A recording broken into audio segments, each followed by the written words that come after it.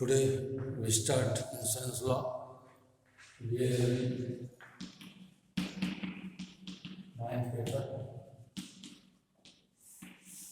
This paper is very important paper for exam, and I today discuss the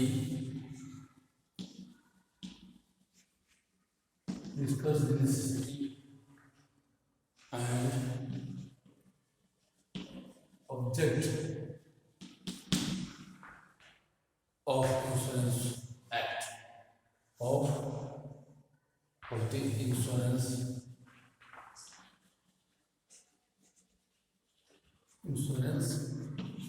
Act. Discuss the necessity and object of the Insurance Act. Necessity, object of the Insurance Act. What do we discuss? Its necessity, इसकी आवश्यकताएं. क्या पढ़ाना है आपको? अधिनियम की, बीमा विधि अधिनियम की आवश्यकता. What is the importance and object और उद्देश्य. इसके क्या ऑब्जेक्ट और उद्देश्य हैं उसे आपको बताता हूँ. बीमा अधिनियम क्यों पारित किया गया तथा अधिनियम के उद्देश्यों की विशेषताएं बताइए. Why the Insurance Act was passed. Discuss the object of this act. देखिए, मैंने शुरुआती इंट्रोडक्शन लेक्चर में आपको बताया था बीमा मानव जीवन की एक वह श्रृंखला से है, शुरुआत है, जो मानव सभ्यता जहाँ से शुरू हुई तो वहाँ से बीमा नहीं शुरू हुआ था. बीमा की शुरुआत British missionaries, Christian missionaries, queen Elizabeth missionaries, इनके द्वारा हुआ. और भारत में बीमा बहुत ही देर में आया. इसकी कोई विशेष परिभाषा, विशेष कोई उल्लेख बीमा विधि में नहीं है कि भारतीय बीमा की शुरुआत जो है एक ऐसे समय से है जो बहुत पूर्णतः सत्य माना जाए. अब देखिए, आपके सामने एक सवाल बनता है कि इसकी आवश्यकता पर आप अगर चर्चा करेंगे तो आवश्यकता इसकी आपको बहुत महसूस होगी, क्योंकि जैसे बीमा होना बहुत ज़रूरी है. किसी चीज़ का बीमा होना मीन्स कि अगर कोई व्यक्ति या कोई वस्तु अगर वह होती है या चोरी होती है या कोई व्यक्ति मर जाता है, ऐसी स्थिति में पॉलिसी में से इंश्योरेंस पॉलिसियाँ उसके परिवार को पूर्ण रूप से एक अच्छी धनराशि का भुगतान करती हैं. पहले तो आप ये समझने का प्रयास करिए कि बीमा जीवन में एक भूतलक्षी परिणाम रखता है. भूतलक्षी, इसका रिजल्ट भूतलक्षी होता है, वर्तमान लक्ष्य नहीं होता है, भूतलक्षी होता है. और जब बीमा आप कराते हैं तो छोटे छोटे अमाउंट में कराएं या बड़े अमाउंट में कराएं, लाभ आपको दोनों बीमाओं में है. बीमा में दोनों से लाभ होता है और दोनों प्रक्रिया महत्वपूर्ण होती है जीवन के लिए, और बीमा का होना अति आवश्यक होता है. Necessity of the insurance act. इस अधिनियम को पारित होने के पहले भारत के बीमा व्यवसायों को शामिल करने के लिए कोई उपयुक्त कानून नहीं था. हमने पहले ही बता दिया कि भारत में बीमा विधि, इस अधिनियम आने के पहले कोई बीमा विधि की व्यवस्था, बीमा की व्यवस्था भारत में नहीं थी, प्राचीन व्यवस्था में भी नहीं थी. सन 1912 में 2 अधिनियम आवश्यक बनाए गए. प्रोविडेंट इंश्योरेंस सोसाइटी अधिनियम 1912. कौन सा अधिनियम? प्रोविडेंट इंश्योरेंस सोसाइटी अधिनियम 1912 और इंडियन लाइफ इंश्योरेंस कंपनी अधिनियम 1912. किंतु लोगों का विश्वास अर्जित करने के लिए ये दोनों ही अधिनियम बीमा व्यवसाय से संबंधित कानून खारिज, लीगल डिफिशेंसी इसको दूर नहीं कर सके. अब देखिए, बना तो 1912 में बना और दोनों बना, प्रोविडेंट इंश्योरेंस सोसाइटी अधिनियम 1912 और इंडियन लाइफ इंश्योरेंस कंपनी अधिनियम 1912. लेकिन लोगों का विश्वास जीतने में ये असफल रही, लोगों का विश्वास जीत नहीं पाई. लोगों का भरोसा इन पर नहीं टिका और लोग इससे जुड़ने में असमर्थ हुए। यद्यपि कथन 1912 के अधिनियम पर सन 1928 में भारतीय बीमा अधिनियम 1928 द्वारा संशोधित किया गया। जनता यह चाहती थी कि बीमा व्यवसाय पर राज्य का नियंत्रण स्थापित किया जाए। तीव्र जन आंदोलन को देखते हुए तत्कालीन भारत सरकार ने बीमा अधिनियम 1938 पारित किया और वही अधिनियम अभी भी लागू है। 1938 बीमा अधिनियम के उद्देश्य, object of the insurance act. बीमा अधिनियम 1938 की धारा की प्रस्तावना प्रेम्बल में इस अधिनियम का उद्देश्य प्रकार अभिव्यक्त किया गया है। To consolidate and amend the law relating the business of insurance, अर्थात बीमा व्यवसाय से संबंधित कानून का संशोधन करना और एकत्रीकरण करना इस अधिनियम का उद्देश्य है। बीमा अधिनियम के निम्नलिखित प्रमुख उद्देश्य हैं: अधिनियम में प्रयुक्त होने वाले शब्दों को परिभाषित करना, बीमा व्यवसाय को करने वाले अधिकृत व्यक्तियों को उल्लेखित करना, बीमा संघों एवं समितियों के बारे में प्रावधान करना, व्यवसाय शुल्क का निर्धारण करना। अब देखिए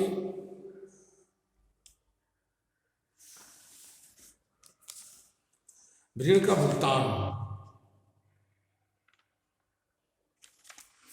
ऋण का भुगतान करने तथा नए ऋण पर व्यवसाय को प्रारंभ करने के बारे में प्रावधान करना, पुनः बीमा योजना का निर्धारण करना, अधिनियम कार्रवाई के लिए दंडों का निर्धारण करना। ये आपका हुआ necessity and object of the insurance law. अब आपको बताने वाले हैं आज दूसरा एक सवाल महत्वपूर्ण है जो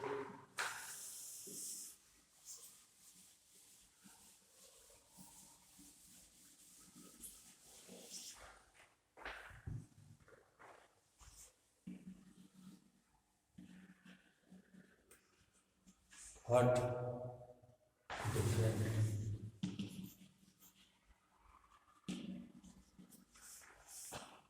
causes of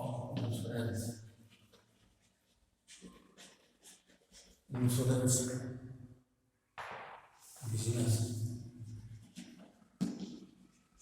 business are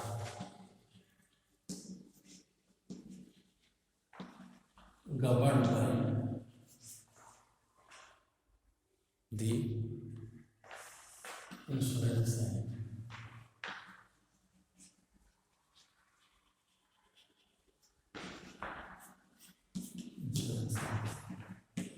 Act. What different clauses of insurance business are governed by the Insurance Act? Insurance Act. बीमा अधिनियम के द्वारा किन विभिन्न बीमा व्यवसाय की श्रेणियां शासित होती हैं? कौन सी श्रेणियां? Different categories of the insurance act. Classes of insurance business: जीवन बीमा व्यवसाय, अग्नि बीमा व्यवसाय, सामान्य बीमा व्यवसाय, समुद्री बीमा व्यवसाय, विविध बीमा व्यवसाय, पुनर्बीमा व्यवसाय। अब इतना आप जान लीजिए। Classes of insurance,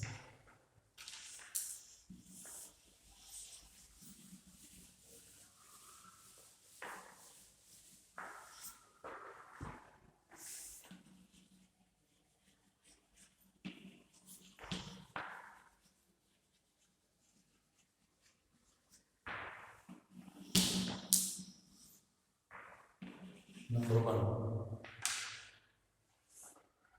life insurance business,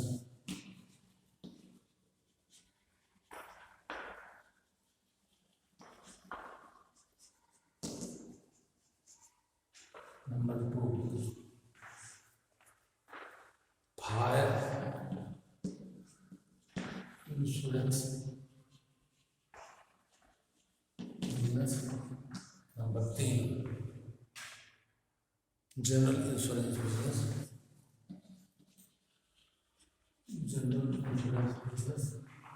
number 4 marine insurance business, marine insurance business. Miscellaneous insurance business,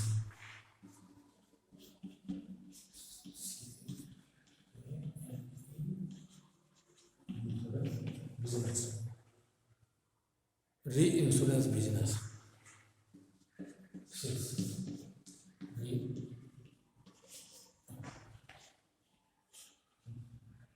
business. These things are very important, which I have written. Classes of insurance business. What is this? Classes of insurance business.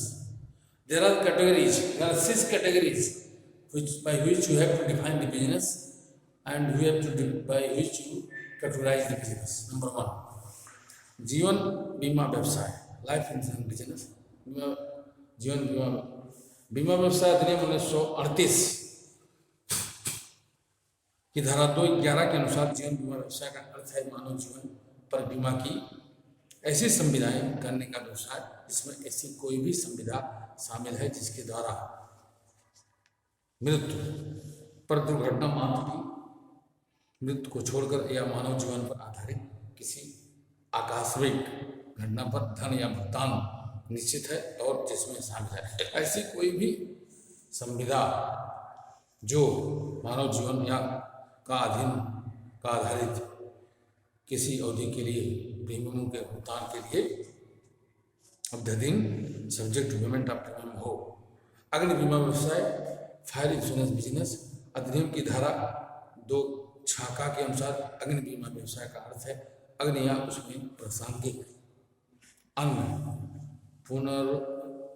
पुनरागत परंपरागत ऐसी किसी घटना से उत्पन्न ऐसी हानि के विरुद्ध बीमा की संविदाएं करने का व्यवसाय जो अग्नि बीमा पॉलिसी में बीमाकृत जोखिमों में शामिल हो.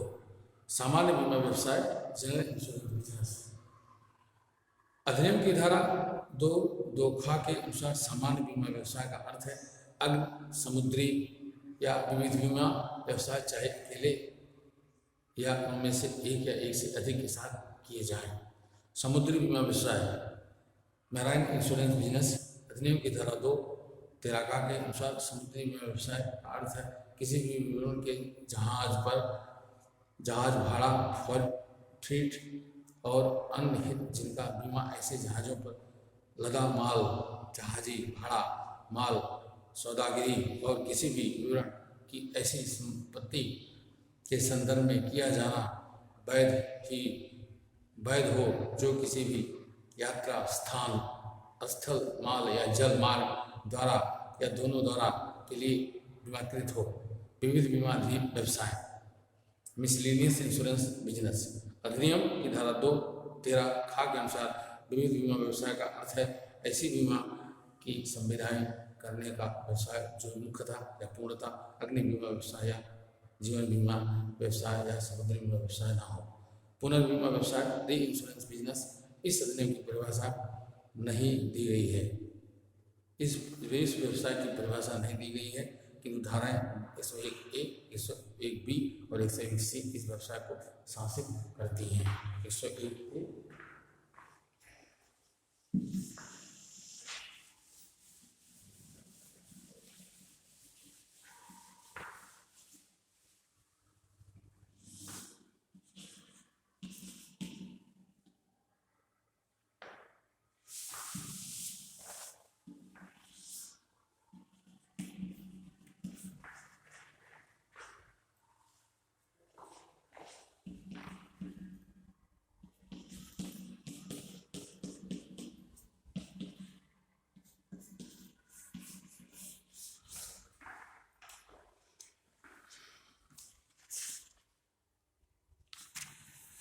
and tomorrow I have to take your class.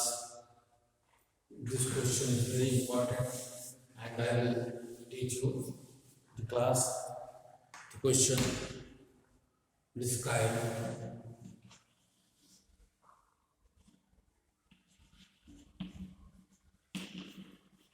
briefly the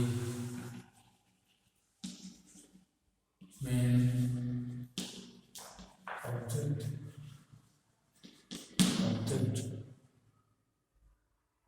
main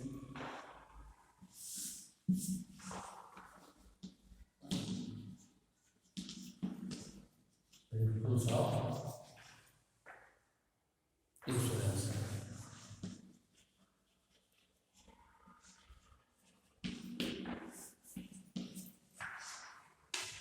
Tomorrow I taught you on the topic of main principles of insurance. Thank you, all of you. Have a good day, nice day. God bless you.